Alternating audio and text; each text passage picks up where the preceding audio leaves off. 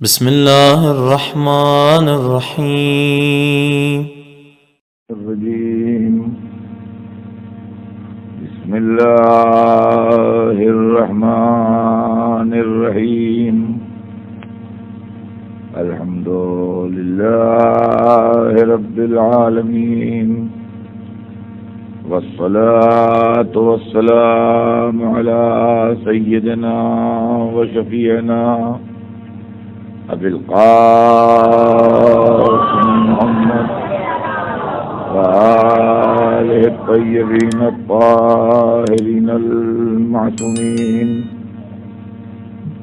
ولعنۃ اللہ علی اعدائہم اجمعین من یومنا ھذا الی یوم الدین اما بعد فقد قال الله سبحانه تبارك وتعالى في كتابه المبين وهو أصدق الصادقين اهدنا الصراط المستقيم صلوات بيننا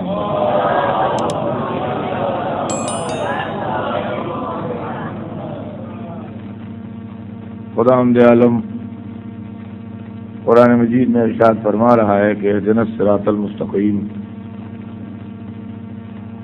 یعنی ہمیں یہ دعا کرنا چاہیے کہ اللہ تو ہمیں سیدھے راستے پر قائم رکھ، باقی رکھ۔ سلسلہ کلام ذہن علی میں ہوگا، ہمارے آپ کے درمیان صراط مستقیم کے تعلق سے گفتگو چل رہی ہے اور تاریخ اسلام کی ان الجھنوں اور روایتوں کی کثرت، اسلام میں راستوں کا مختلف ہونا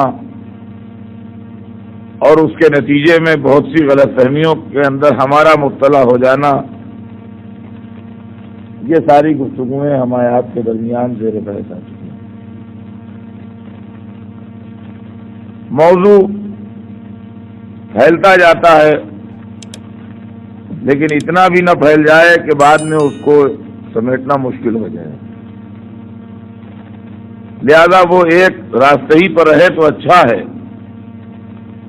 اور بات یہاں تک آئی تھی کل تک کہ کچھ ایسی غلط فہمیاں جو ہمارے درمیان پیدا ہو گئی تھیں ان کا ازالہ میں نے کیا، اور ایسی بہتری غلط فہمیاں اور بھی ہیں۔ کچھ منبر پر بیان کرنے کے لائق ہیں، کچھ منبر پر بیان کرنے کے لائق نہیں۔ وہ کبھی کبھی زیر منبر گفتگو کا موضوع بن سکتی ہیں، اس لیے کہ منبر پر ہم بہت زیادہ سینسیٹیو چیزیں جو ہیں وہ ٹچ نہیں کرتے ہیں، یہ ہماری ایک پالیسی اور اصول ہے۔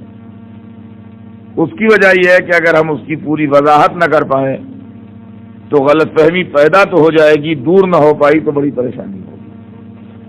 فرمایا آپ نے، لہذا ایسے معاملے کو زیر ممبر کی گفتگو میں تو زیر بحث لایا جا سکتا ہے، بالائے ممبر کی گفتگو میں زیر بحث لانا ہماری اس ممبر والی پالیسی کے خلاف ہے۔ لیکن پھر بھی اس مسئلے کو سمجھنے کے لیے کہ ہم صراط مستقیم کو کیسے ڈھونڈیں اور کیسے معاملات کو طے کریں، ہمیں بہرحال پیچھے پلٹ کے عہد رسول تک جانا ہے، اس لیے کہ جب تک حضور موجود ہیں اس وقت تک عالم اسلام میں بظاہر کوئی اختلاف نہیں ہے۔ اگر اختلافات بھی ہیں تو دلوں کے اندر، اگر شکوے بھی ہیں تو چھپے ہوئے، اگر اسکیمیں بھی ہیں تو دبی ہوئی، اگر پلاننگ بھی ہے تو ظاہر نہیں۔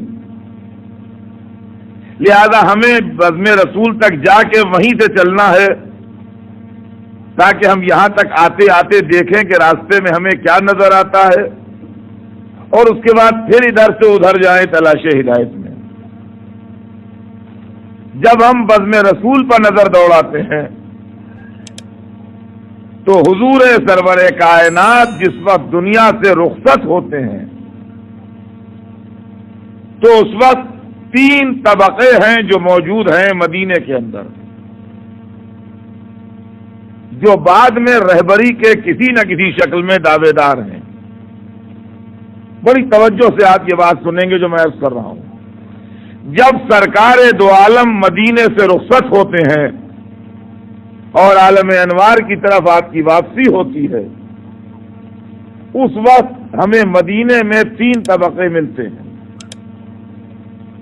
سب سے بڑا طبقہ جو ہے وہ اصحاب رسول کے نام سے جانا جاتا ہے، جس کی تعداد ہزاروں میں ہے،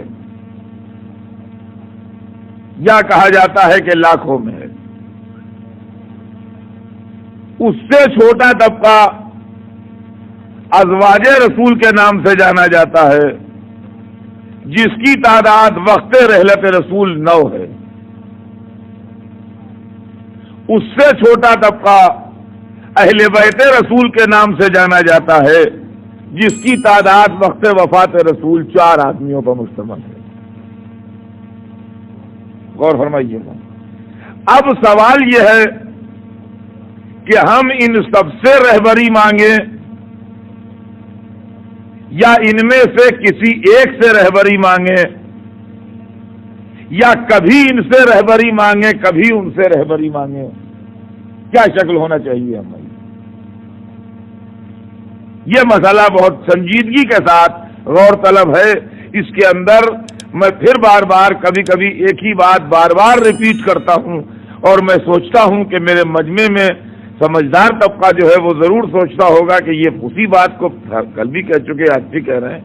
میں اس وجہ سے کہہ دیتا ہوں تاکہ کسی ذہن میں کوئی غلط فہمی باقی نہ رہے کہ ہم کسی ایک طبقے کے بھی خلاف نہیں ہیں، نہ ہماری دشمنی ہے نہ ہماری دوستی ہے، اس لیے کہ ہم لوگ تو بہت بعد کے لوگ ہیں۔ ہزاروں سال پہلے کے لوگوں سے ہماری دشمنی کیا اور دوستی کیا؟ دوستی اور دشمنی کردار کی بنیاد پر معین ہوتی ہے پرانے زمانے کے لوگوں سے۔ اب ہم جو کردار دیکھتے جائیں گے اسی بنیاد کے اوپر یا دوستی مرتب ہوتی جائے گی یا دشمنی مرتب ہوتی جائے گی۔ ابھی سمجھ لیجئے ہماری نہ کسی سے دوستی ہے نہ ہماری کسی سے دشمنی ہے، اس لیے کہ پرانے زمانے کے لوگوں سے ہمیں دوستی کرنے سے کیا ملے گا اور ہمیں دشمنی کرنے سے کیا ملے گا؟ تو ہمیں رسول کے بعد 3 طبقے ملے: اصحاب رسول، ازواج رسول، اہل بیت رسول۔ ہم ان سب کو محترم سمجھ کے ایک مانتے اگر ان کے درمیان بعد رسول اختلافات نہ ملتے۔ میرے ایک ایک جملے کو توجہ سنیے گا۔ ہم ان سب کو محترم سمجھ کے ایک مانتے اگر بعد رسول ان کے درمیان اختلافات نہ ملتے، لیکن رسول کے بعد ہمیں ان تینوں طبقات کے درمیان اختلافات ملے تو ہم مجبور ہوئے اس بات کے اوپر کہ ان میں سے کسی ایک کا دامن ہاتھ میں لیں، ورنہ یہ ممکن نہیں ہے کہ میدان جنگ میں کھڑے ہو کے ایک دن ادھر سے لڑنے نکلیں ایک دن ادھر سے لڑنے نکلیں۔ یہ ممکن نہیں ہے ہمارے واسطے کہ ایک دن اس لشکر میں نام لکھوا لیں اور کہیں آج ہم ادھر سے لڑنے ان سے جائیں گے، اور دوسرے دن اس لشکر میں نام لکھوا لیں اور کہیں آج ہم ان سے لڑنے ادھر سے جائیں گے۔ یہ ممکن نہیں ہے۔ اب ان 3 طبقات میں ہم کو سب سے پہلے سب سے بڑے طبقے کا جائزہ لینا چاہیے جو تعداد میں سب سے زیادہ ہے، اور وہ ہیں اصحاب رسول۔ ہم جس مسلک سے متعلق ہیں یعنی مسلک اہل بیت، ہمارے اوپر ایک الزام یہ ہے کہ یہ وہ لوگ ہیں جو اصحاب رسول کی عزت نہیں کرتے ہیں۔ اور جیسا احترام اصحاب رسول کا ہونا چاہیے ویسا احترام اصحاب رسول کا ان کے پاس نہیں ہے۔ یہ ایک بڑا زبردست پروپیگنڈا اور ایک بڑی زبردست غلط فہمی یا بدنام کرنے کی ہمیں کوشش ہے کہ ہم اصحاب رسول کا احترام اتنا نہیں کرتے ہیں جتنا اصحاب رسول کا احترام ہمیں کرنا چاہیے۔ ہمارا دوسرا مسئلہ ہے، ہم اس بات سے انکار کرتے ہیں اس الزام سے کہ یہ الزام ہم پر جھوٹا ہے۔ ہم رسول کا احترام کرتے ہیں اور رسول کے احترام کی وجہ سے اصحاب رسول کا احترام کرتے ہیں۔ دیکھیے ایک بات طے کر لیجیے آج بیان کے آگے بڑھنے سے پہلے کہ اصحاب سے رسول کو احترام جائے گا یا رسول سے اصحاب کو احترام آئے گا؟ یعنی رسول کی وجہ سے اصحاب محترم ہوں گے یا اصحاب کی وجہ سے رسول محترم ہوں گے؟ ہر مسلمان یہ کہے گا کہ رسول کی وجہ سے اصحاب محترم ہوں گے۔ ہمارے یہاں دوسرا چکر ہو گیا ہے، ہم جو محسوس کرتے ہیں وہ آپ کو سنا دیں، ہو سکتا ہے غلط محسوس کرتے ہوں۔ ہمارے یہاں یہ کچھ ایسا لگتا ہے ہمیں کہ کچھ طبقے ایسے پیدا ہو گئے ہیں جو اس بات کی فکر میں رہتے ہیں کہ رسول رہیں یا جائیں اصحاب کی حیثیت جو ہے وہ نہ بگڑنے پائے۔ میں ایک مثال دیا کرتا ہوں، ہو سکتا ہے کبھی یہاں بھی سنا چکا ہوں، اس لیے کہ اتنے دنوں سے پڑھتے پڑھتے اب یہ بہت مشکل سے یاد رہتا ہے کہ کیا پڑھ چکے کیا نہیں پڑھا۔ بہرحال سنی ہو یا نہ سنی ہو، ایک لفظ کی پہلے تشریح کر دوں، ہماری لکھنوی زبان کا لفظ ہے، ایک لفظ ہے اردو میں گھاتا، پتہ نہیں پنجابی میں کیا کہتے ہیں اور دوسری زبانوں میں کیا کہتے ہیں، اور اردو داں بھی اب اس کو نہیں سمجھتے ہوں گے، جو نئے لڑکے ہیں وہ نہیں سمجھ پائیں گے اس کا مطلب، اس لیے کہ وہ چیز غائب ہو گئی ہے دنیا میں، اب ہے نہیں۔ گھاتا اس کو کہتے ہیں کہ جب کوئی چیز ناپ کے لی جائے تو جب وہ پوری نپوا لی جائے تو تھوڑا سا اس میں اور اضافہ وہ گھاتا ہے۔ یعنی جیسے دودھ ہے جو ناپ کے لیا جاتا ہے، تو پیمانہ ہے لیٹر مثلا یا آدھا لیٹر، اب ہم نے کہا بھائی ہمیں 4 لیٹر دودھ دے دو، ایک بالٹی میں لے جا کے 4 لیٹر دودھ لیا تو 4 لیٹر اس نے ناپ دیا، تو پرانے زمانے میں یہ رواج تھا کہ اس سے کہتے دودھ والے سے کہ گھاتا ڈالو، تو وہ تھوڑا سا ایک چلو بھر یا قدر دودھ اس میں اور ڈال دیتا تھا، تو یہ اس کے اندر اس کی یعنی ناپ میں شامل نہیں ہے، یہ اضافہ ہے، یہ اضافہ ہے۔ 4 لیٹر ہم نے لیا، 4 لیٹر تو اس نے پورا ناپ دیا، اب اس کے بعد کہا گھاتا لاؤ، تو اس نے مثلا 1-2 چلو یا 1.5 چلو دودھ اس نے اور ڈال دیا اس کے اندر، تو اس کو اردو زبان میں گھاتا کہتے تھے، لکھنؤ کی اردو زبان میں یہ گھاتا بولا جاتا تھا۔ اب تو حساب ہی نہیں رہا، گھاتا واتا نہ کوئی لیتا ہے نہ کوئی دیتا ہے، لیکن ہمارے بچپن تک لڑکپن تک یہ سسٹم تھا کہ گھی لیا تو گھاتا لاؤ، دودھ لیا تو گھاتا لاؤ، گھاتا۔ تو قصہ مشہور ہے کہ ایک ہندو لالا تھے، وہ لے گئے لٹیا پیتل کی ہوتی ہے ان لوگوں کے پاس، ہاں وہ دودھ لینے کے لیے گئے، تو جتنا دودھ ان کو مطلوب تھا اس میں وہ پوری بھر گئی، اس میں ذرا سا بھی گنجائش دودھ کی نہ رہ گئی، تو وہ لے لیا۔ اب ان کا گھاتا لاؤ، تو دودھ والا کہنے لگا یہ ڈالیں کہاں ہم گھاتا، اب اس میں جگہ کہاں ہے، جگہ کہاں ہے جو اس میں گھاتا ڈالیں، تو جو ڈالیں گے وہ بہ جائے گا، اس لیے کہ چھلک تو رہی ہے پوری۔ تو اس لٹیا کو رکھنے کے لیے نیچے بھی اس میں ایک پیندا بنا ہوا تھا، اس میں بھی ذرا سی گنجائش تھی، انہوں نے الٹ دی، انہوں نے کہا اس میں ڈال دو۔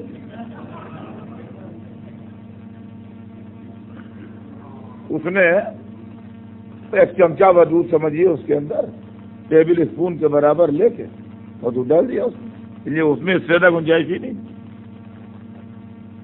اب وہ لیے چلے آ رہے ہیں، ہاتھ میں لیے وہ چلے آ رہے ہیں۔ اب جب گھر پہنچے ان کا یہ خیال آئے کہ گھاٹا لے آئے، ان کا دودھ تو دودھ دکھانے کے لیے لٹیا الٹی، گھاٹا بھی گیا۔ دودھ تو پہلے ہی چلا گیا تھا، جب دودھ دکھانے کے لیے لٹیا الٹی تو گھاٹا بھی گیا۔ اب ظاہر ہے کہ یہ تو ایک لطیفہ لالا کی کنجوسی کے سلسلے میں مشہور ہے، ظاہر ہے یہ بات اصلیت نہیں ہوگی، کہانی ہے اور محض بچوں کو ہنسانے کے لیے یا لالا کی کنجوسی بتانے کے لیے ایک لطیفہ ہے، لیکن اس لطیفے سے ہمیں عالم اسلام کا ایک بڑا مسئلہ حل ہوتا ہے کہ مسلمان رسالت کو لے کے آئے، صحابیت کا گھاٹا لینے کے لیے رسالت کو تو الٹ دیا۔ صلوات بھیجیں محمد۔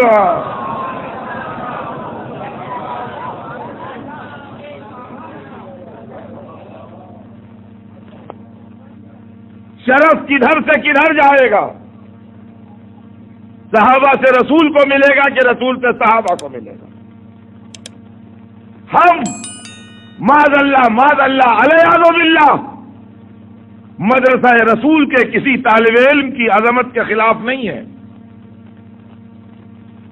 لیکن ہم اس بات کے بھی فیور میں نہیں ہیں کہ رسول کی محفل میں جو بیٹھ جائے وہ جو کہے وہ ہم صحیح مان لیں۔ رہ گئی یہ بات کہ اگر ہم ان کی بات پر اعتراض کریں گے تو شاگرد پر جب اعتراض ہوگا تو استاد پر حرف آئے گا۔ اس بات کو ہم ایکسپٹ نہیں کرتے۔ کیوں نہیں کرتے؟ اس کی وجہ ہے ہمارے حضور پہلے رسول نہیں تھے۔ دیکھیے لوگوں نے اس دور کے گرد ایک تقدس کا حالہ بنا دیا ہے کہ جو اس کے اندر داخل ہونا چاہے ان کا خبردار ادھر نہ جانا، یہ مقدس زمین ہے، ادھر نہ جانا، خبردار ان کی شان میں کچھ نہ کہنا، یہ رسول کے مدرسے کے طالب علم ہیں۔ رسول کا مدرسہ تسلیم، مدرسے کی عظمت تسلیم، استاد کی جلالت شان تسلیم، لیکن مدرسہ کا ہر طالب علم پاس ہو جائے یہ تسلیم نہیں۔ ہمارے حضور پہلے رسول نہیں تھے۔ سب سے پہلے رسول کون ہیں دنیا میں؟ حضرت آدم علیہ السلام، سب کو معلوم۔ ان کے دو بیٹوں میں ایک اچھا نکلا ایک خراب۔ کیا آدم کی تربیت کے اوپر حرف آئے گا قابیل کے بگاڑ جانے سے؟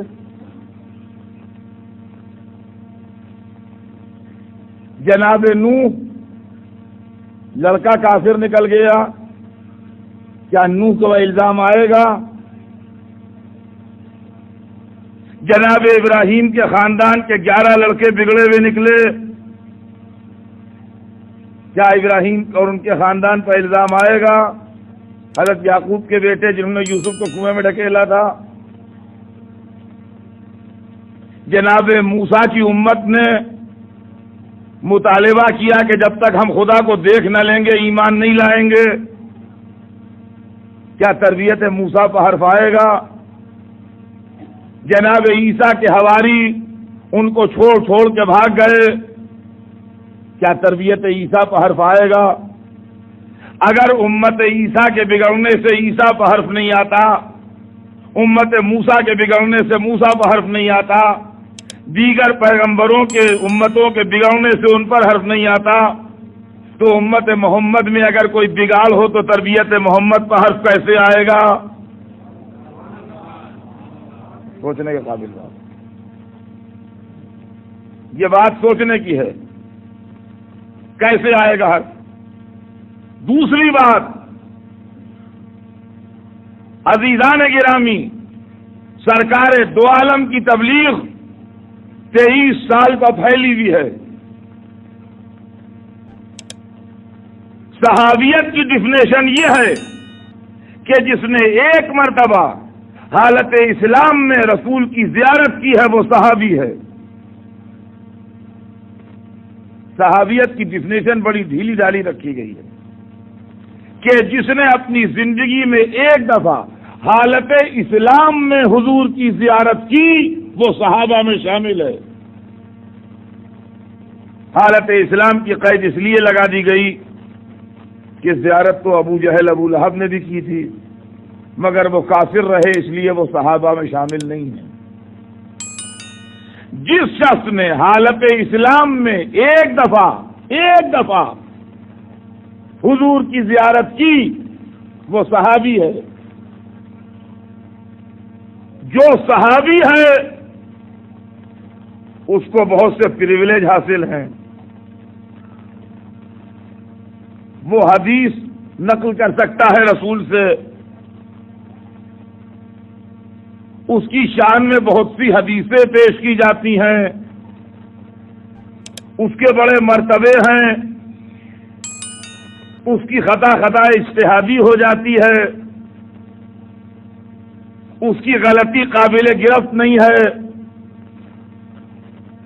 زندگی میں ایک دفعہ رسول اللہ کی جس نے زیارت کی۔ اسلام 23 برس پر پھیلا ہوا ہے، جس میں مکی زندگی بھی ہے، مدنی زندگی بھی ہے، مسجد کی مجمع والی زندگی بھی ہے، شعب ابی طالب کی تنہائی والی زندگی بھی ہے، میدان جنگ کی زندگی بھی ہے، صلح حدیبیہ کی زندگی بھی ہے، سفر کی زندگی بھی ہے، وطن کی زندگی بھی ہے۔ قرآن نازل ہونے کے لیے نہ کوئی ڈیٹ معین ہے، نہ کوئی ٹائم معین ہے، نہ کوئی زمانہ معین ہے۔ 23 برس پر پھیلی ہوئی کتاب ہے جس کا نام ہے قرآن، 23 برس پر پھیلے ہوئے احکام ہیں جن کا نام ہے اسلام۔ ایک دفعہ جس نے رسول کو دیکھا وہ صحابی بن کے اسلام کے معاملے میں بولنے کا حقدار تو ہو گیا، لیکن ایک مرتبہ 10 منٹ کے لیے حضور کی محفل میں بیٹھنے والے کو ہم کیسے اتھارٹی دے دیں 23 برس پر پھیلی ہوئی تبلیغ کے معاملے میں اپنی رائے دینے کی؟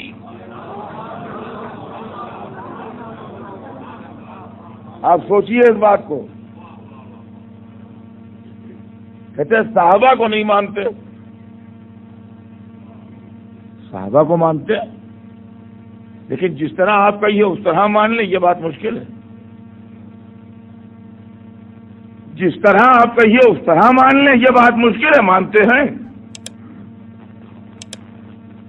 پھر آدمی بھول سکتا ہے، بھٹک سکتا ہے، اس کا بھی امکان ہے، نہ یاد رہے اس کو،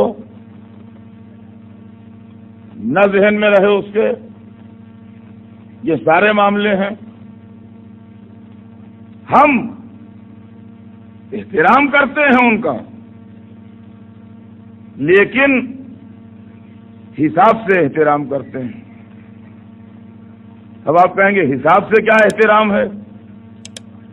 جس نے حضور کی زیارت ایک دفعہ کی وہ اگر اس محفل میں آ جائے تو یہاں جتنے بیٹھے ہیں سب اس کے ہاتھ چومیں، اس لیے کہ ہم نے ایک دفعہ بھی زیارت نہیں کی اور اس نے ایک دفعہ زیارت کی ہے۔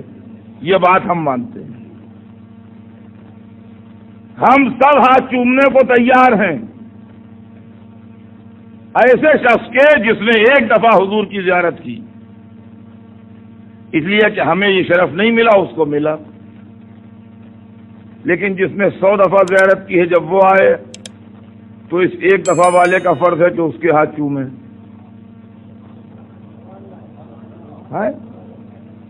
دیکھیں یہ بات آپ کہیے نہیں یہ کیوں چومیں؟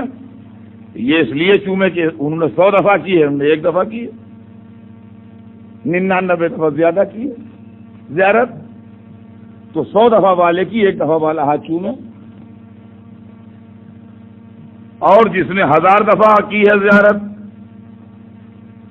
جب وہ آ جائے تو 100 دفعہ والے کا کیا فرض ہے کہ جلدی سے لپک کے ان کے ہاتھ چومیں کہ آپ تشریف لائیے، آپ ہم سے بہتر ہیں، ہم نے 100 دفعہ حضور کی زیارت کی، آپ نے 1000 دفعہ کی۔ اور جس نے 1,00,000 دفعہ حضور کی زیارت کی اپنی زندگی میں، 1,00,000 دفعہ، جب وہ آ جائے تو 1000 دفعہ والے کا کیا فرض ہے کہ وہ ہاتھ چومے؟ اور جس نے بے گنتی بے شمار دفعہ حضور کی زیارت کی، کیا کوئی حساب ہی نہیں؟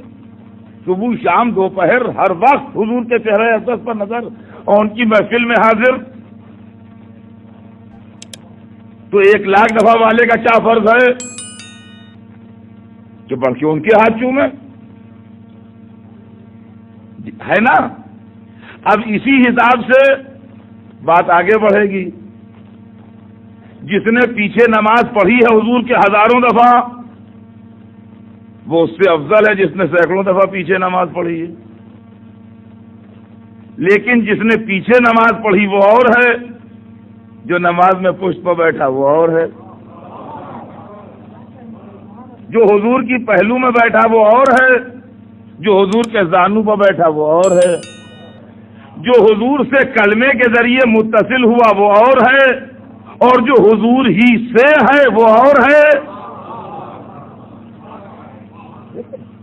اب اسی حساب سے درجہ بڑھتا جائے گا، اس لیے کہ یہ بات پہلے ہی میں عرض کر چکا کہ شرف رسول سے جائے گا، ادھر سے ادھر نہیں جائے گا، ادھر سے ادھر آئے گا، ہے نا؟ تو اب یہی حساب ہے، بس جو کچھ جھگڑا ہوتا ہے میاں وہ اتنی سی بات میں ہوتا ہے اور کچھ نہیں ہوتا، کہ جہاں تک یہ سلسلہ احترام رہتا ہے وہاں تک تو لوگ ہاں ہاں کرتے رہتے ہیں، اور جہاں سے ہم کہتے ہیں کہ اب یہ ان کے ہاتھ چومے، کہتے ہیں کیسے چومے؟ بڑے ہیں تو بڑے چھوٹے کی بات نہیں ہے، رسول کا رشتہ۔ توجہ چاہتا ہوں عزیزان گرامی، جو میں نے بات عرض کی ہے اس کو وضاحت کر دوں آپ سے۔ جو اہل بیت ہیں، جیسا میں نے ابھی عرض کیا تھا کہ وہ 4 آدمی ہیں، مولا علی، جناب سیدہ امام حسن، امام حسین،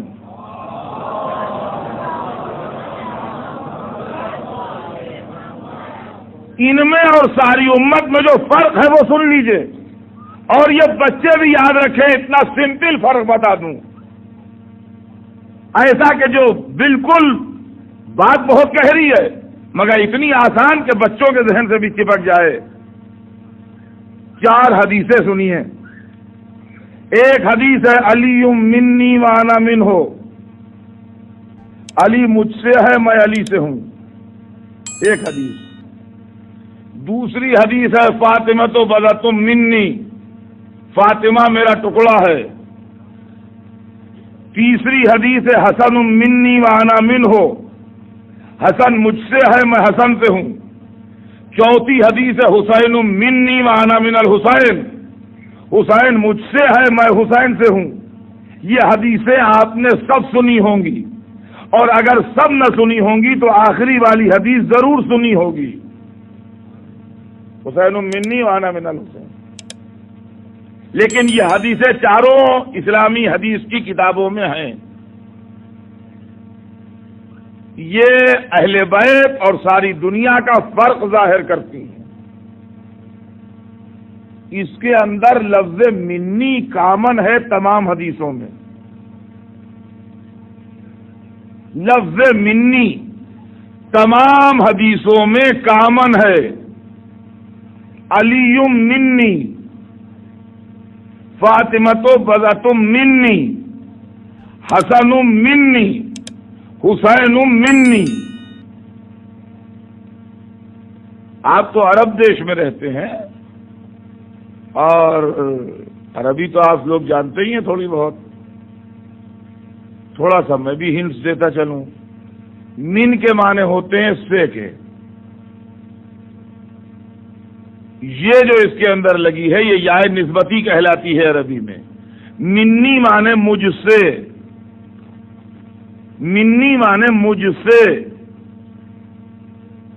من معنی سے، یہ معنی میں، نسبت اپنی طرف جب دینا ہوتی ہے تو یہ لگا دیتے ہیں عربی میں۔ بیتی کیا مطلب ہوا؟ بیت معنی گھر، بیتی میرا گھر، کتاب معنی کتاب، کتابی میری کتاب، من معنی سے، منی مجھ سے، ہے نا، سمجھ میں آیا؟ 4 آدمیوں کے لیے ہے منی، مجھ سے۔ جتنے دنیا میں رسول سے متعلق ہیں، سنیے گا توجہ سے، جتنے دنیا میں رسول سے متعلق ہیں سب کے رشتے رسول سے کیسے جوڑتے ہیں؟ 4 آدمی وہ ہیں جن کے رشتے رسول سے جوڑتے ہیں۔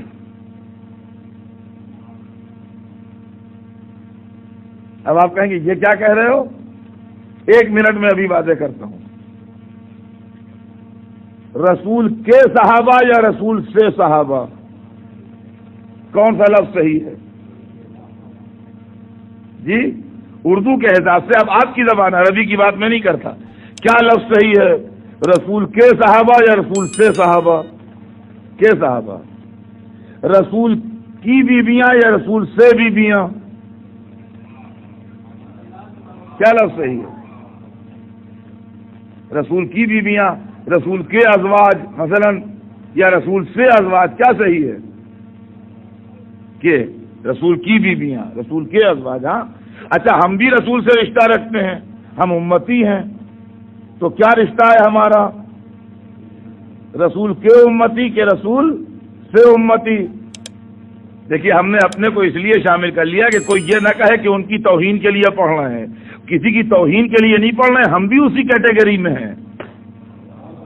ہاں یہ سمجھ لیجئے کہ یہ کسی کے دماغ میں نہ ہو کہ ہم کسی کی انسلٹ کے لیے پڑھ رہے ہیں۔ اگر انسلٹ کے لیے پڑھ رہے ہیں تو ہم بھی اپنی بھی انسلٹ کے لیے پڑھ رہے ہیں۔ ہم لوگ کیا کہے جائیں گے؟ امتی ہیں بھائی، مسلمان ہیں، کیا ہے؟ امتی ہیں، رسول سے امتی ہیں نا، رسول کے امتی ہیں۔ تو امتی رسول کے امتی، صحابی رسول کے صحابی، ازواج رسول کے ازواج، علی رسول سے، فاطمہ رسول سے، حسن رسول سے، حسین رسول سے۔ جیسے کنویں سے پانی نکلتا ہے، جیسے درخت سے پھل نکلتا ہے،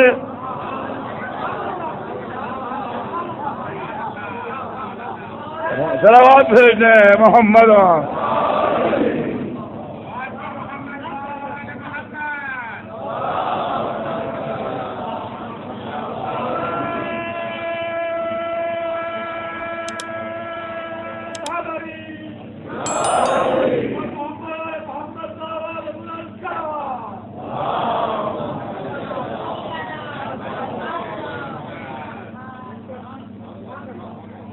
کنویں سے پانی نکلا تو وہی پانی جو کنویں میں ہے وہی نکلا، کہیں باہر سے تو آیا نہیں۔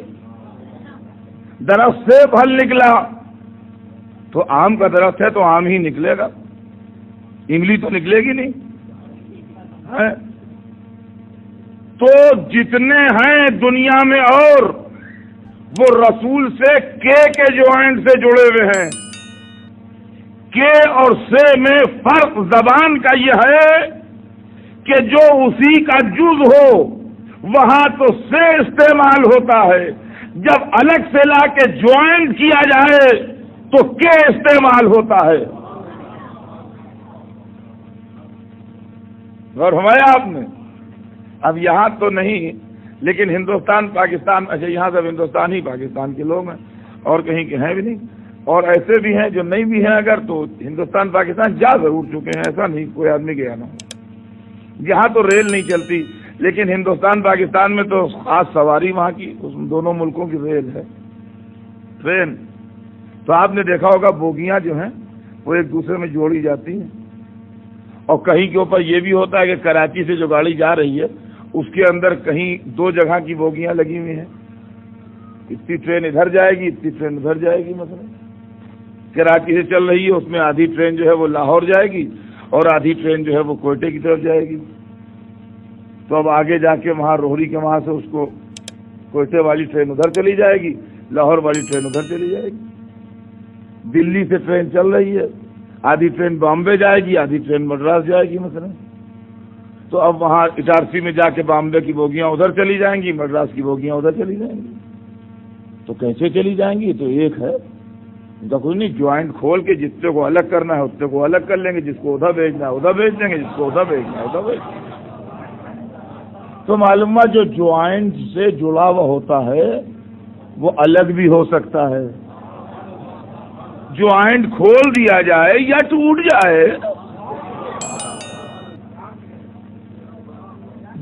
جائے وہ الگ بھی ہو سکتا ہے جوائنٹ. اور جو وہی اسی کا جز ہے وہ الگ نہیں ہو سکتا. اور ہمارا ہم نے اب صحابہ جو ہیں وہ شرف صحبت رسول کے جوائنٹ سے جڑے ہوئے ہیں. ازواج جو ہیں وہ نکاح کے جوائنٹ سے جڑی ہوئی ہیں. ہم جو ہیں کلمے کے جوائنٹ سے جڑے ہوئے ہیں. ہم نے محمد رسول اللہ کہا ہے اس لیے ہم امتی ہیں. اور ہم جو امتی کہلائے تو کس بنیاد پر کہلائے؟ محمد رسول اللہ کی بنیاد پر ہم امتی کہلائے. ہم نے ان کی رسالت کا اقرار کیا, ہم امتی کہلائے. ایک بی بی سے رسول اللہ نے عقد فرمایا, وہ زوجہ رسول کہلائیں. تو کب کہلائیں؟ جب پیدا ہوئی, جب تھوڑی کہلائیں. جس دن حضور نے عقد کیا اس دن سے کہلائیں. جس دن حضور نے عقد کیا اس دن سے کہلائیں. صبح تک عقد نہیں ہوا تھا مثلا تو زوجہ نہیں تھی. شام کو عقد ہو چکا تھا تو زوجہ تھی. تو ایک بی بی تھی جو صبح تک ان کا رسول سے کوئی رشتہ نہیں تھا, شام کو زوجہ رسول ہو چکی نہیں. ایک شخص سویرے تک کافر تھا, اس کا رسول سے کوئی رشتہ نہیں تھا, شام کو بزم رسول میں آ کے بیعت کر کے بیٹھ گیا, شرف صحابیت سے مشرف ہو گیا. ایک شخص ابھی تک مسلمان نہیں تھا, مثلا آج تک امتی نہیں تھا, آج میں نے کلمہ پڑھ لیا, آپ نے تبلیغ کی, میری سمجھ میں آیا اسلام دین حق ہے, میں نے کلمہ پڑھ لیا, میں صبح تک امتی نہیں تھا, شام کو میں امتی ہو گیا. تو معلوم یہ جو جوائنٹ سے جوڑتے ہیں یہ کبھی نہیں ہوتے ہیں, کبھی ہوتے ہیں.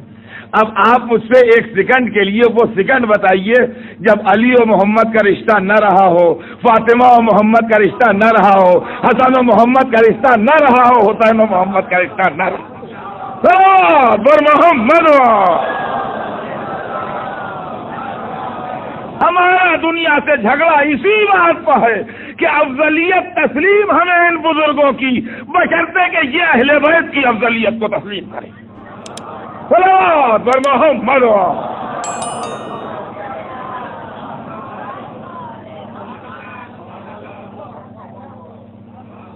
سامنے کی بات ہے, یہ ٹوٹ نہیں سکتا رسول سے ان کا رشتہ, یہ سے ہیں.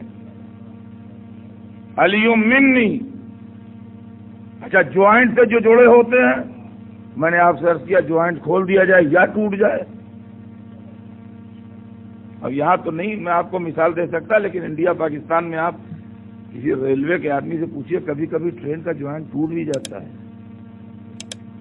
یعنی واقعاً ہوتا ہے ایسا, یہ بڑا ایکسیڈنٹ ہو جاتا ہے کبھی کبھی. وہ جو اس کو جوائنٹ کرتے ہیں ٹوٹ گیا کبھی تو گاڑی آگے نکل گئی اور پیچھے وہ بوگیاں الگ چل رہی ہیں.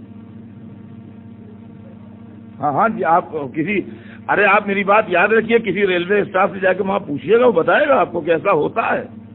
چونکہ میں کثرت سے سفر کرتا ہوں اس لیے مجھے یہ سب تجربے ہیں. کبھی کبھی ٹوٹ جاتا ہے. ارے وہ 2-4-10 برس میں ایک کیس ایسا ہو مگر ہوتا ہے, سمجھے آپ. اور کبھی یہ ہوتا ہے تو کھول کے الگ کر لیتے ہیں تو وہ بھی ہو جاتا ہے. تو ہر ایک کے جوائنٹ کو کھولنے کا بھی ہے معاملہ. مثلا جیسے ہم کلمے کے جوائنٹ سے جڑے ہیں تو کفر کی قینچی سے کٹ سکتے ہیں. یعنی جو مسلمان تھا کافر ہو گیا تو کٹ گیا وہ جوائنٹ, ٹوٹ گیا, الگ ہو گیا, وہ مقی نہیں رہا. زوجہ جوائنٹ ہے, طلاق کی قینچی سے اب کٹ جاتا ہے. حق طلاق تو ہے رسول کو, ٹوٹ سکتا ہے جوائنٹ. شرف صحبت رسول کے جوائنٹ سے جڑا ہوا ہو, اگر کہیں کسی کو محفل سے ہٹا دیں, مثلا قوموا انی کہہ دیں,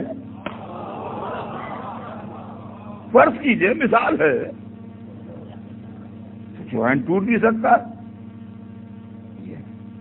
لیکن سے والا جوائنٹ ہی نہیں جو ٹوٹے, وہ تو اسی کا جز ہے, اسی کا جز رہے گا. اسی لیے اللہ نے آیت تطہیر بھیج دی تاکہ کوئی یہ نہ کہے کہ کردار الگ الگ ہو گیا تھا اس لیے الگ الگ ہو گئے. کہا جو کردار رسالت رہے گا وہی کردار آل رسول رہے گا. صلوات بھیجتے ہیں محمد.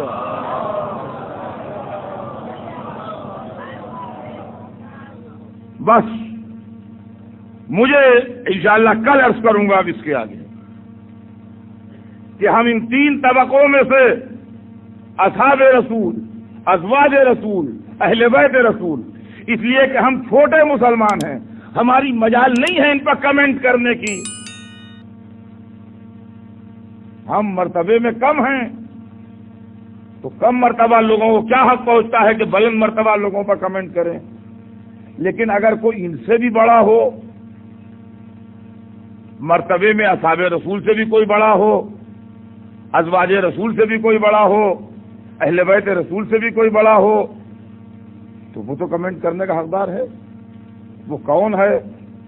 وہ اللہ پاک ہے کہ جو اصحاب سے بھی رتبے میں زیادہ ہے، ازواج سے بھی رتبے میں زیادہ ہے، اہل بیت سے بھی رتبے میں زیادہ ہے. تو اللہ پاک نے کیا کمنٹ کیا ہے اصحاب کے اوپر قرآن میں، ازواج کے اوپر کیا کیا ہے، اہل بیت پر کیا کیا ہے. اب یہ کل سناؤں گا، اس لیے کہ میری تو مجال نہیں کہ میں اپنا کوئی کمنٹ سناؤں، میں تو چھوٹا ہوں، تینوں سے چھوٹا ہوں، اصحاب سے بھی، ازواج سے بھی، اہل بیت سے بھی، لہذا میری ہستی نہیں کہ میں ان پر کمنٹ کروں. لیکن جو ان سب سے بڑا ہے تو جس پر جو چاہے کمنٹ کرے وہ تو سب کا خالق، لہذا اپنا کمنٹ تو میں کچھ صحیح نہیں، میرا کمنٹ اللہ کا کمنٹ سناؤں گا. آج صرف ایک بات سنا دوں، اس لیے بھی سنا دوں کہ کل میں نے وعدہ کیا تھا کہ ایک بات کا ہمیں بڑا شکوہ ہے کہ مسلمان بہت سے لوگوں کو صحابی بھی کہتے ہیں، اور ان صحابیوں نے اہل بیت اور علی کی دشمنی کا کھلے عام مظاہرہ بھی کیا ہے. تو ایک بات خالی ہمیں معلوم کرنا ہے کہ کیا صحابیت اتنی پاورفل ہے کہ وہ دوسرے صحابی کو اگر برا بھی کہے، جبکہ وہ صحابی رسول کا خلیفہ بھی ہو اور اہل بیت میں بھی شامل ہو، تب بھی صحابیت اس کو بچا سکتی ہے؟ یہ مسلمانوں کے سوچنے کی بات ہے. اس لیے کہ عالم اسلام کے کچھ جھٹکے ایسے ہیں جو ہماری سمجھ میں آتے نہیں ہیں. سن 8 ہجری میں جو مسلمان ہوا ہو، سن 11 ہجری کے ابتدا میں رسول اللہ کی رحلت ہو گئی، جس کے ٹوٹل اسلام کا وقفہ 2.5 برس رہا ہو، اس کو کاتب وحی کا خطاب ملے اور کسی صحابی کو یہ ٹائٹل نہ ملے، تو ہماری سمجھ میں نہیں آتا کہ سرکار کتنی وحی لکھوائی تھی آپ نے. یہ بقیہ 20-21 برس کی وحی کس نے لکھی تھی؟ لیکن شام میں جو اہل بیت دشمن یونیورسٹی قائم ہوئی تھی، جس کو کل میں نے مصائب میں جس کا ریفرنس دیا تھا اور وقت کی تنگی کے سبب میں بیان نہیں کر سکا تھا، اس کو کبھی کبھی ہر پڑھے لکھے مسلمان کو چاہیے کہ اس پر غور کرے کہ وہ کیا تھا. آپ کو معلوم ہے کیا تھا؟ کل میں مجلس ختم کر رہا تھا، میرا وقت بالکل جواب دے چکا تھا، اس لیے میں نے اس کو نہیں چھیڑا، لیکن بات کا آج وعدہ کیا تھا، اس لیے مضمون کو آدھا کاٹ کے اس بیان پہ آیا میں. آپ کو معلوم ہے کیا کیا نفسیاتی اور سائیکالوجیکل طریقے علی دشمنی کے اختیار کیے گئے ہیں. بچوں کو شام میں چھوٹے چھوٹے بکری کے بچے بانٹے جاتے تھے حکومت کی طرف سے. ذرا سنیے گا اور کلیجہ تھام کے سنیے گا. چھوٹے بچوں کو آدمی لا کے، سرکاری آدمی بکری کا بچہ دے گیا. اچھا، بچے کو بکری کے بچے سے خاص محبت ہوتی ہے، ایک خاص بات ہے کہ بکری کا چھوٹا سا بچہ جو ہے اس سے بچہ بہت خوشی سے کھیلتا ہے، وہ ایک کھلونے ٹائپ ہوتا ہے اس کے لیے. 5-6 برس کی عمر کے بچے کو اگر آپ بکری کا بچہ لا کے دیں تو بہت خوش ہوتا ہے اس سے اور بہت کھیلتا ہے.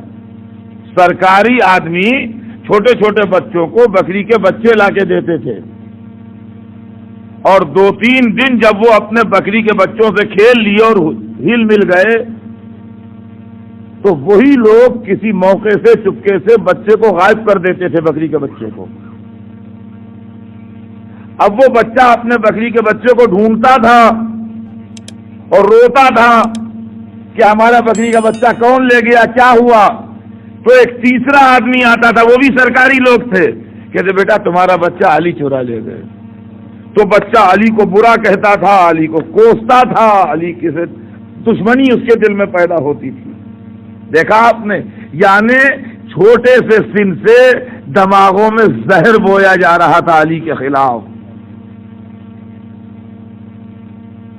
دیہاتوں میں،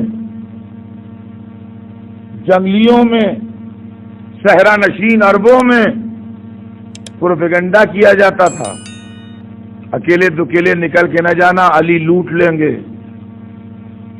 علی سر کاٹ لیتا ہے آدمی کا آن کے، علی سامان لوٹ لے جاتا ہے آدمی کا آن کے، علی بہت بڑے، ہمیں کیا لفظ عرض کروں کس کو کہا جاتا ہے ایسے موقع پر، وہ لفظ میں منہ سے نہیں نکلے گا، لیکن جو لوگوں کا سامان لوٹ لیتے ہیں، لوگوں کو مار ڈالتے ہیں راستے میں، ہاں اس طرح کا لفظ جو ہے وہ مولا علی کے لیے استعمال ہوتا تھا۔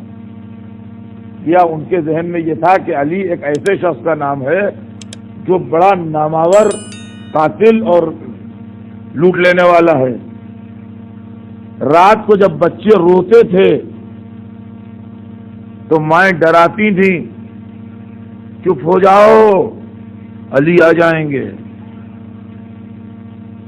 اور ہمارا ہم نے تو یعنی ایک ایسی ٹیرر اور دہشت اور وحشت اور خوف پیدا کیا گیا تھا اس نام سے، ڈرو نہیں، چیخو نہیں، علی آ جائیں گے۔ ابھی تک ہے، جی ہاں یہ ہے، تو اب یہ سمجھ لیجئے کہ ابھی تک ہے۔ اب یہ بہتیروں کے دل میں جب ابھی تک ہے تو اس کو ایک جملہ اور سن لیجئے کہ ابھی تک اس کا اثر یہ بھی ہے کہ جب کے دہلے ہوئے ہیں تو آج تک جب ہم نعرہ حیدری لگاتے ہیں تو دہل جاتے ہیں۔ صلوات بھیجتے ہیں محمد۔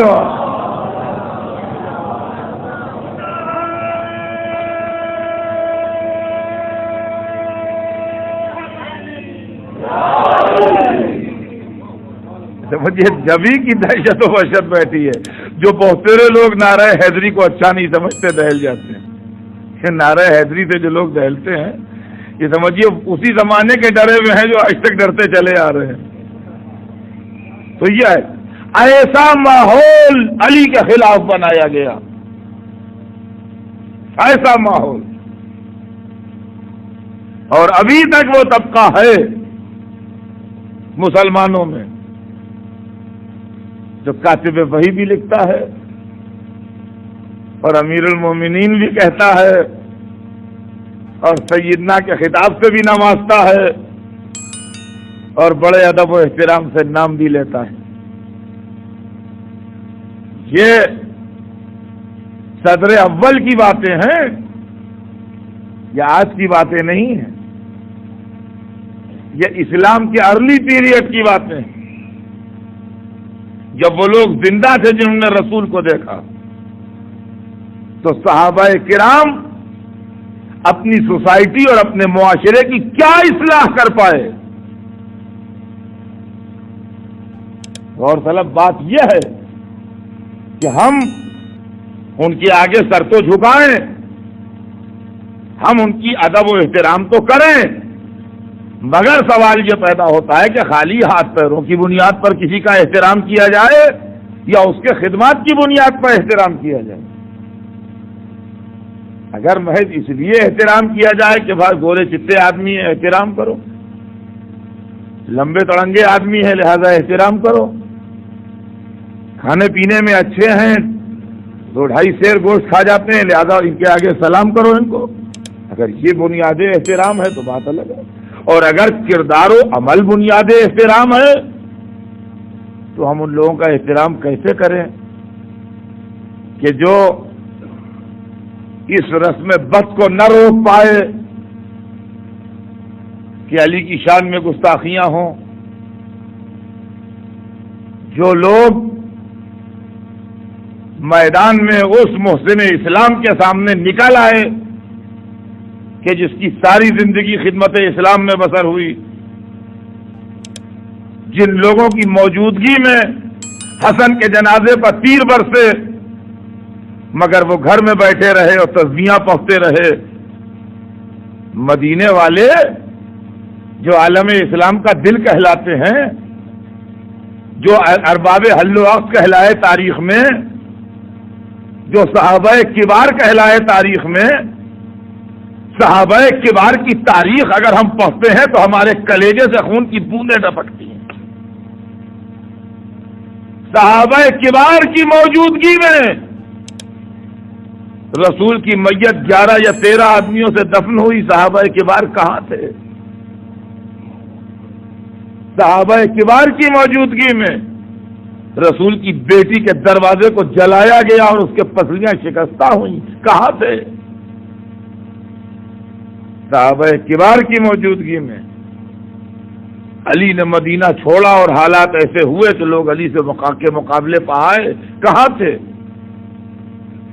صحابہ کبار کی موجودگی میں حسن کو زہر پلایا گیا اور ان کی میت کے اوپر تیر برسے، سب کے سب خاموش بیٹھے رہے، کہاں تھے؟ صحابہ کبار کی موجودگی میں حسین نے یہ کہہ کے مدینہ چھوڑا کہ اگر مدینہ نہ چھوڑوں گا تو قتل کر دیا جاؤں گا، نانا کے حرم کی حرمت ضائع کرنا میرا مقصد نہیں ہے، اس لیے مدینہ چھوڑ رہا ہوں۔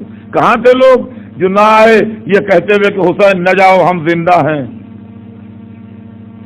یہ تمہارے نانا کا مدینہ ہے، یہیں رہو، جب تک ہم زندہ ہیں تم سے کوئی بیعت نہیں مانگ سکتا۔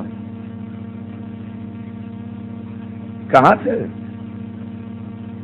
بلکہ ہم نے تو تاریخ میں یہ پڑھا کہ جب حسین مدینہ چھوڑ رہے تھے تو بڈھے بڈھے صحابہ رسول کی مسجد میں بیٹھے تسبیحاں پڑھ رہے تھے، اور جب ان سے کہا گیا کہ حسین جا رہے ہیں، کہا ہم فتنے میں نہیں پڑھتے، ہم اپنے گوشے میں عبادت کر رہے ہیں۔ ایسی نمازوں سے ہمیشہ ہوشیار رہیے گا۔ نماز رکن دین ہے، نماز ستون ایمان ہے، نماز رابطہ عبد و معبود ہے، نماز اگر رد تو سارے اعمال رد، نماز قبول تو سارے اعمال قبول۔ نماز رسول کا عرش سے لایا ہوا تحفہ ہے۔ نماز کے عالم میں علی کے سر پر ضربت لگی، نماز میں حسین نے سر دیا، لیکن وہ سی نماز ہے جو اہل بیت سے ملے، اور وہ سی نماز مکاری ہے جو اہل بیت کو چھوڑ کے پڑھی جائے۔ وہ محض اپنی بے عملی کو چھپانے اور دشمنی اہل بیت کے پروپیگنڈے کا ذریعہ ہے۔ جب سب دو ہو گئے اسلام میں تو نماز کیسے ایک رہے گی؟ کہ ہم نماز پڑھ رہے ہیں مسجد میں، ہم فتنے میں نہیں پڑھتے۔ حسین نماز کو زندہ کرنے جا رہے ہیں، یہ فتنے میں نہیں پڑھتے۔ اور سنیں گے آپ تاریخ کے اندر نام لکھا ایک منحوس کا کہ جس دن چوتھے امام کی شہادت ہوئی، یعنی آج کا دن، امام زین العابدین علیہ السلام کی جس دن شہادت ہوئی،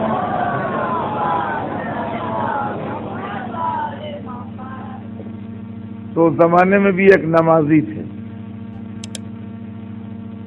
ایک زمانے میں بھی ایک نمازی تھے، مگر ایسے نمازی تھے جو دامن اہل بیت چھوڑ کے نماز پڑھتے تھے۔ تو جب امام چہارم کی شہادت ہوئی اور آپ کی نعش مبارک جنت البقیع کے قبرستان میں گئی تو اپنے پرائے دوست دشمن عقیدتاً یا مروتاً سارا مدینہ گیا میت کے پیچھے پیچھے، سارا مدینہ گیا میت کے پیچھے دفن کرنے کے لیے۔ مشایعت جنازہ میں جنت البقیع میں پورا مدینہ جمع تھا۔ تو وہ خود کہتے ہیں کہ میں نے یہ سوچا کہ میں کیا کروں گا میت میں جا کے، میں 2 رکعت نماز پڑھ لوں مسجد میں۔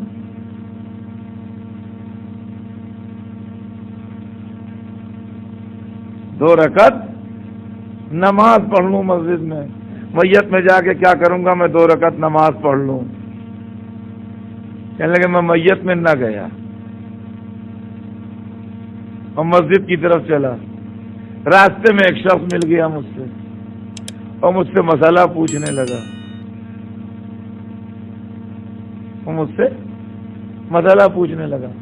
اس میں اتنی دیر ہو گئی کہ میت دفن کر کے لوگ آ گئے مسجد میں، نہ مجھے نماز ملی نہ میت ملی. بعد میں جب معصوم کے سامنے اس واقعے کا ذکر ہوا، کہا ہاں جو راستے میں اس کو ملا تھا وہ شیطان تھا. اب یہ پورا واقعہ آپ سمجھ لیجئے. بہت سے لوگ جو جلوس اذا سے نماز کو ٹکراتے ہیں، یہ اسی زمانے کی یادگاریں ہیں جو آج تک چل رہی ہیں. وہ مسئلے بیان کرنے میں لگ جاتے ہیں اور حسین کا ذکر غائب ہو جاتا ہے. اور ہم نے یہ معاملہ سمجھ لیجئے اچھی طرح. ہر چیز کی اگزامپل ہے پرانی تاریخ میں. کتنا بدنصیب تھا وہ کہ جس کو مصلحتاً بھی میت امام میں مشایعت نہ نصیب تھی. وہ امام جس نے دین کو زندہ کیا، وہ امام جس نے اسلام کو بچایا، وہ امام جس نے کائنات کے نظام کو بعد حسین سنبھالا، وہ امام جس نے اتنے سجدے کیے کہ سید سجاد کہلایا اور اتنی عبادت کی کہ زین العابدین لقب پڑا. وہ امام جس کی مناجاتوں سے مدینے کی فضائیں گونجتی تھیں. وہ امام جس کے رونے کی آوازوں نے ذکر حسین کو قائم کر دیا. وہ امام جس کے ہاتھوں کا دھوون جواہر بنا. اور وہ امام جس نے ہاتھ اٹھائے تو مردے کو زندگی ملی. لوگوں کو بڑی حیرت ہوتی ہے کہ شیعہ لوگ تو عجب عجب باتیں کرتے ہیں. بھائی خدا کے سوا کس میں اختیار ہے؟ بے شک خدا کے سوا مردے کو جلانے کا کسی کو اختیار نہیں، لیکن جس کو خدا پاور دے دے اس کو ہے. قرآن پڑھیے، عیسیٰ نے مردے کو جلایا، کیا وہ تو حکم خدا سے جلایا؟ تو ہم کب کہتے ہیں کہ چوتھے امام کے زمانے میں خدا اپوزیشن کر رہا تھا اور انہوں نے جلا دیا؟ ارے ہم یہ تھوڑی کہتے ہیں کہ خدا کہتا ہاں خبردار یہ مرا پڑا رہے، ہم کہتے نہیں صاحب زندہ ہوگا اور زندہ کر دیا. یہ کب کہتے ہیں؟ ہم بھی تو یہی کہتے ہیں کہ حکم خدا سے جلایا. ہم بھی یہی کہتے ہیں کہ حکم خدا سے جلایا. یہ ہم کب کہتے ہیں کہ خدا مخالف تھا اور انہوں نے جلا دیا؟ لیکن قرآن میں ہے کہ عیسیٰ نے زندہ کیا مردے کو. صاف صاف لکھا ہے کہ عیسیٰ نے مردے کو زندہ کیا. تو کہتے ہیں آپ وہ مثال نہ دیجیے، وہ تو حکم خدا سے جلایا. تو ہم کب کہتے ہیں کہ خدا کے حکم سے نہیں جلایا؟ انہوں نے بھی خدا کے حکم سے جلایا. اب بات کیا ہے کہ آپ کے کہنے سے نہیں زندہ ہوتا کوئی، اس لیے آپ کی سمجھ میں نہیں آتا. آپ کے کہنے سے مردہ کیا زندہ نہیں ہوتا؟ 1 ڈگری بخار نہیں کم ہوتا. مردہ زندہ ہونا تو بڑی بات ہے، نزلہ نہیں ٹھیک ہوتا آپ کے کہنے سے. سمجھے آپ؟ ہمیں نزلہ ہو جائے تو آپ کے کہنے سے نہیں اچھا ہوگا. مردہ زندہ ہونا تو بڑی بات ہے. کسی کو 101 ڈگری بخار ہے تو 100 نہیں ہوگا آپ کے کہنے سے. مگر یہ بھی سوچو میرے دوستوں کہ ہم نے ان میں فرق کتنا ہے. ہم نے سوائے شکوے کے کبھی خدا کا شکر بھی کیا؟ اس کے کہنے سے زندہ ہوگا جو 72 لاشوں کے بیچ میں رات بھر شکر کا سجدہ کرتا رہا. یہ تو دیکھیے کہ خدا کی راہ میں انہوں نے دیے کتنے ہیں. 72 تحفے دے کے اگر ایک زندگی واپس مانگے تو کیا اللہ نہ دے گا؟ جس نے 72 تحفے دیے راہ خدا میں اور اس کے بعد شکر کا سجدہ کیا رات بھر، اگر ایک کسی کی زندگی طلب کرے کسی وقت کہ معبود اس کو زندہ کر دے، تو کیا اللہ معاذ اللہ کسی دشمن اہل بیت ملا کی طرح ہے کہ جو ذکر اہل بیت بچے ہو جائے گا وہ بگڑ جائے گا؟ یہ تھے ہمارے چوتھے امام جناب سید سجاد. آج ان کی شہادت کی تاریخ گزر گئی. اللہ اللہ کتنے مصائب جھیلے، کتنے غم اٹھائے. حسین کے ساتھ ساری مصیبتوں میں شریک رہے. آپ سوچئے 3 دن کی بھوک میں شریک رہے، 3 دن کی پیاس میں شریک رہے، علی اصغر تک کی مصیبت میں اور غم میں تو حسین بھی شریک رہے، لیکن الا قتل الحسین بکربلا کی آواز سید سجاد ہی نے سنی، پھوپھیوں کو برہنہ سر سید سجاد نے دیکھا، ننھی سکینہ کی لاش شام کے قید خانے میں سید سجاد نے دیکھی۔ آپ سوچئے کہ کتنے غم اٹھائے، کتنے دکھ جھیلے، کتنے صدمے برداشت کیے، کتنے درد زندگی میں سہے۔ خدا کی قسم سید سجاد کے درد کا جواب نہیں ہے۔ اس کی وجہ یہ ہے کہ غم حسین میں ایک صفت یہ ہے کہ غم حسین ساری دنیا پر بٹا ہے۔ کیوں کر بٹا ہے؟ کہ حسین کے ماننے والے جو ہیں اور ہم غلامان حسین جو ہیں، ہمارے یہاں جب کوئی مر جاتا ہے تو ہم اس کا ذکر نہیں کرتے، ذکر حسین ہوتا ہے۔ کسی کا باپ مر جائے تو حسین کے بیان سے رب دے کے اس کو تسلی دیتے ہیں، کسی کا بھائی مر جائے حسین کے بیان سے رب دے کے اس کو تسلی دیتے ہیں، کسی کا بیٹا مر جائے حسین کے بیان سے رب دے کے اس کو تسلی دیتے ہیں، کسی پر کوئی مصیبت پڑ جائے ذکر کربلا کر کے اس کو تسلی دیتے ہیں۔ معلوم ہوا کہ اس فرقے میں جتنے بھی غم آتے ہیں ہر ایک میں ذکر کربلا میں تسلی ہے، ہر ایک میں ذکر کربلا تسلی کا سبب بنتا ہے۔ یہ غم جو پوری دنیا پر بٹا ہوا ہے، اکیلے سید سجاد اس غم کا بوجھ اٹھا کے شام تک گئے تو عالم کیا ہو گیا؟ عالم یہ ہو گیا کہ جب بیٹھے جب روئے، چلو میں پانی لیا وضو کے لیے، آنکھوں سے آنسو جاری ہو گئے۔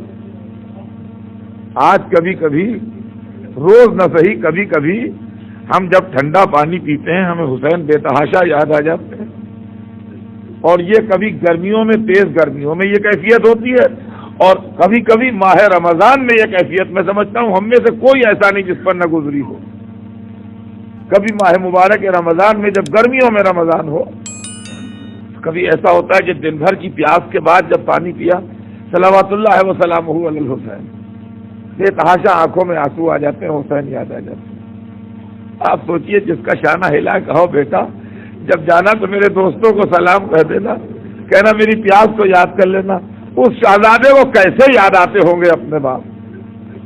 سوچیے آپ کیا کیفیت ہوتی ہوگی امام علی مقام کی۔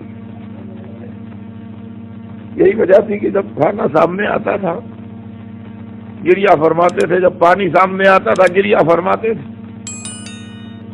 جب کوئی ملنے آتا تھا تو گریہ ہوتا تھا۔ منہال ایک چاہنے والے تھے حضرت کے، شیعوں میں تھے، عقیدت مندوں میں تھے، حاضر خدمت ہوئے ایک دن اور بیٹھ کے رونے لگے۔ امام بھی روتے رہے، منہال بھی روتے رہے۔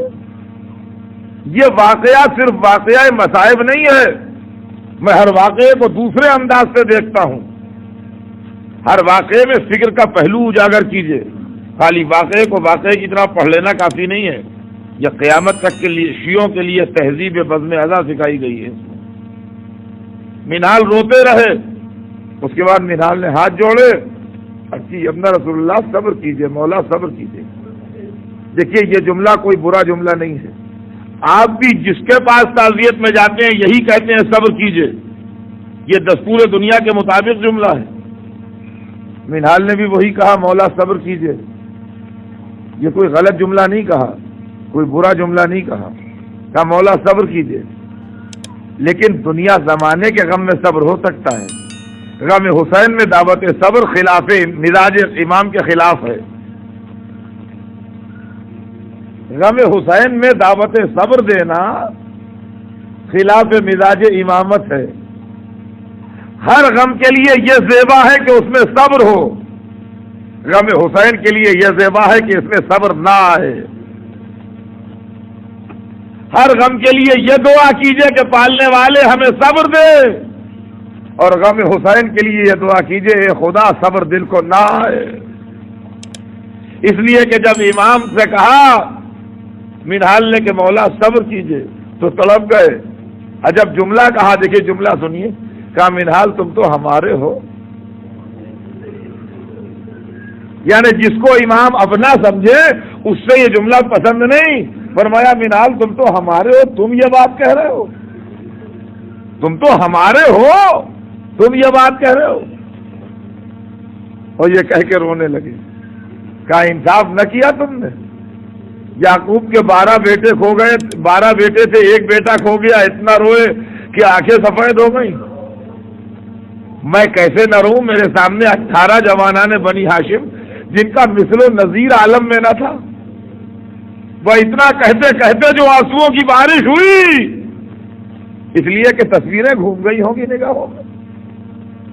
تو امام تڑپ تڑپ کے رونے لگے اور منہال بھی رونے لگے, منہال بھی رونے لگے.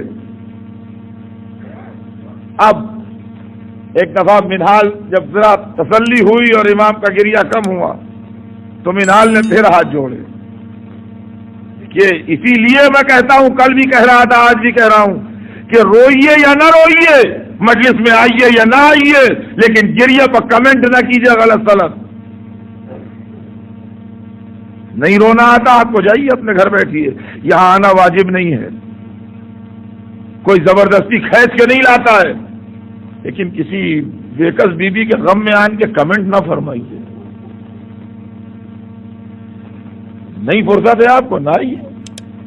نہیں رونے کو دل چاہتا نہ روئیے, کوئی مجبوری نہیں ہے, لیکن آن کے آپ الٹے سیدھے کمنٹ کیجئے, یہ غلط ہے.